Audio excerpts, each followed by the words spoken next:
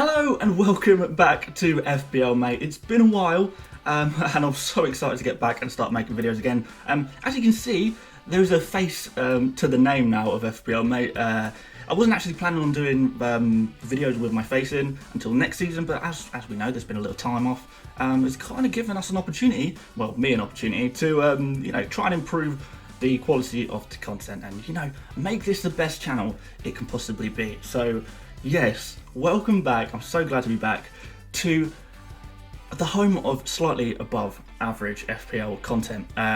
Today I'm going to be talking about the rest of the season from Game Week 39, Project Restart, whatever you want to call it. The Premier League is back, and there's going to be slightly different tactics going into the rest of the season that are that you've got to consider, basically, that you've got to consider if you want to make ground on other people who perhaps aren't considering the different factors that are going to make this part of the season a little bit different from the initial part of the season. So let's start off by going through some of the fixtures. So as we know, or you may know, but you might not, the first game week is going to be a double game week for 4 teams. So Aston Villa, Sheffield United, Man City and Arsenal are all going to be playing 2 games.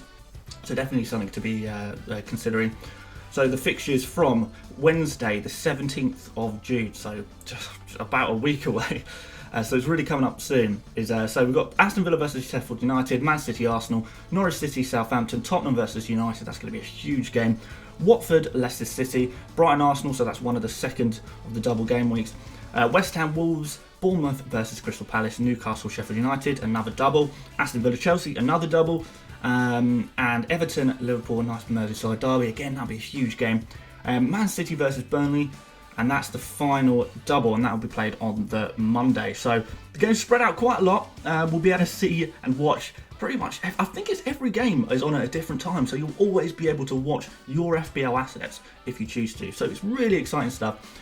So yeah, let's go into some of the tips on how we're going to capitalise on this mad season that we've got going on. So first of all, my first tip is to try and avoid players who are likely to be rotated. So think of players like Danny Ings, who got rotated a lot over Christmas where the fixtures were a little more congested. Adama Traore, again, he was started getting rotated a little bit towards before the break. Lundstrom, again, exactly the same situation. These players pose far more risk than they were before. Also the City boys, you've got to remember that Manchester City the Pep rotation was an absolute nightmare for us FPL managers, and it's going to be even worse now. The reason for this and why you want to be avoiding players who are likely to be rotated and focus on nailed on players is because we're in the middle of a global pandemic. The football teams aren't going to be prioritising football as much, and they're going to be more likely to rotate players, particularly when the fixtures are a little more congested. And then the other factor is that now Premier League clubs in games are allowed 5 substitutes per match, so they're going to have to play 5 substitutes out of a possible 9. So that's going to be giving basically managers a lot more opportunity to rotate their players if they want to in games. So players are going to be coming off at half time sort of thing. You can have players coming off at 90 minutes, which won't bother us so much, but it will bother us if our player started on the bench and is coming on for the 90th minute. So those nailed on players are going to be like absolute gold dust to us for the rest of the season. And the rotation players, try and avoid them. I'm not going to name all the players who are likely to be rotated, but yeah, as I say, Manchester City pose a huge risk, and then the sort of fringe players, just try and avoid them. Go for the top players of each team, which to be fair you might be going for anyway. My next tip is to look out for players who have just returned from injury, because there's actually a lot of players who we didn't think were going to play much of the rest of the season, and now after this long break they're now back fit and healthy and ready to go. So you've got players like Harry Kane, Marcus Rashford banging in the goals before he was injured.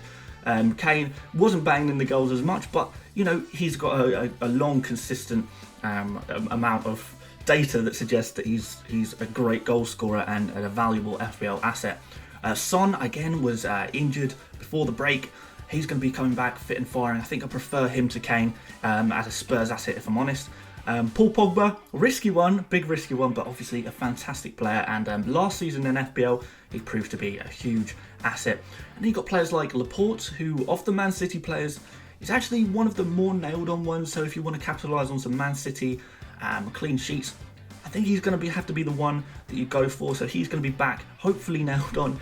And then you've got a few other players. I'm not going to name them all. There's a lot, but you've got potentially Kieran Tierney, and that might be the bias speaking right now. But he was obviously signed with a lot of hype.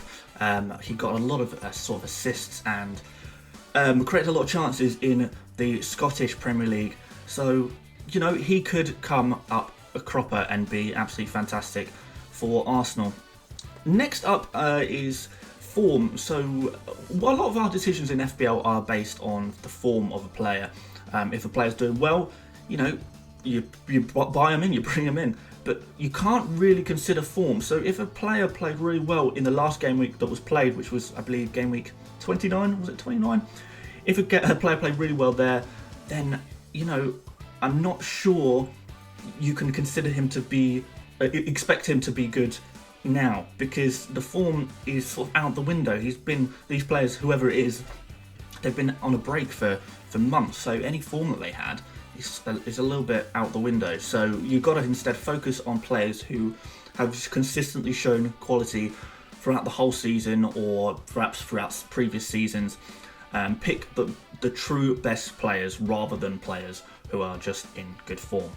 So next tip would be to consider the double game week. We know the double game week is coming. It's going to be the first thing. How are we going to play this? How is this going to feature into our tactics? Are we going to attack this with a free hit perhaps? That's definitely something I'm considering. And I'm not going to talk about this topic too much, just because I've got 3 more videos planned on the double game week. So there'll be a video about the top picks from the double playing teams, and there'll be a free hit draft I think I'll do as well. And then obviously my game week preview videos that I do every week.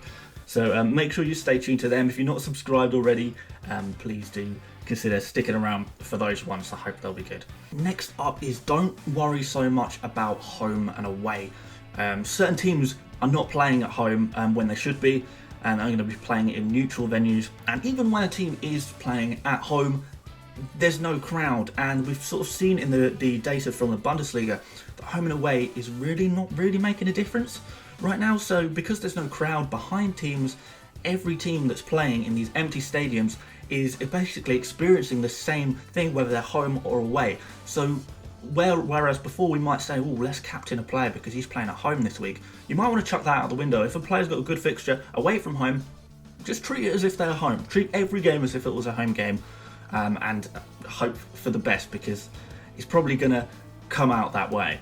Next up, focus on attack over defence. So again, with the Bundesliga, we've seen a little bit that there's been goals galore, and I know that's a much more attacking league, but that's sort of the only data we can go off by right now.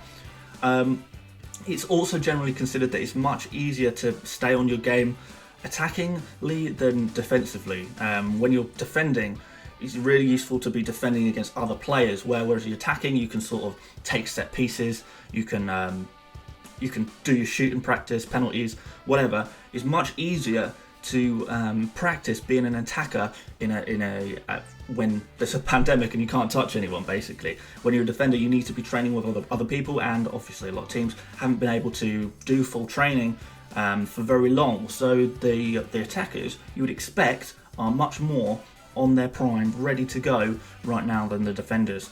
That could be completely wrong, but that's sort of my thinking of how I'm going to try and get an edge over some of my opponents in the larger FPL table. So you might want to consider that as well.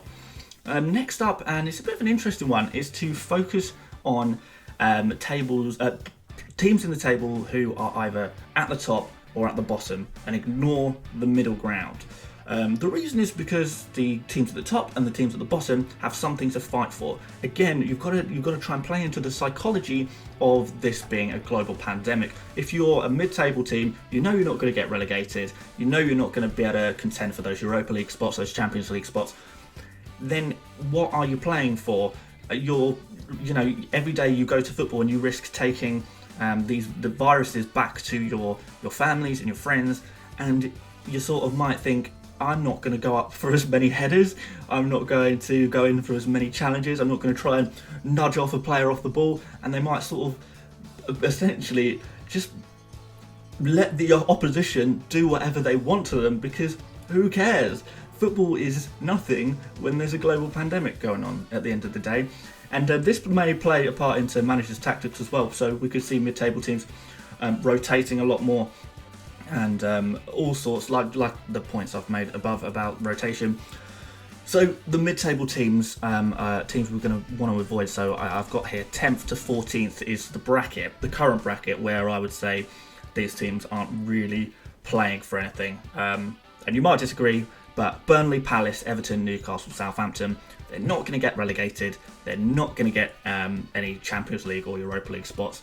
So what are they playing for? So if you do have players from these teams, especially that you plan on putting into your starting 11, it might be worth thinking about removing them and going for even some cheap relegation threatened players, just because they've got so much more to play for, and hopefully they'll be giving it their absolute all in order to make the cut and stay in the Premier League.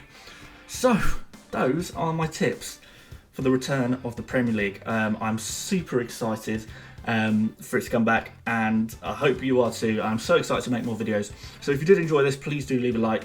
Please subscribe if you're new around here. Hopefully those of you who are already subscribed, I know this is a fairly new FPL channel in the scheme of things. Hopefully you're still around. If you are, thank you so much.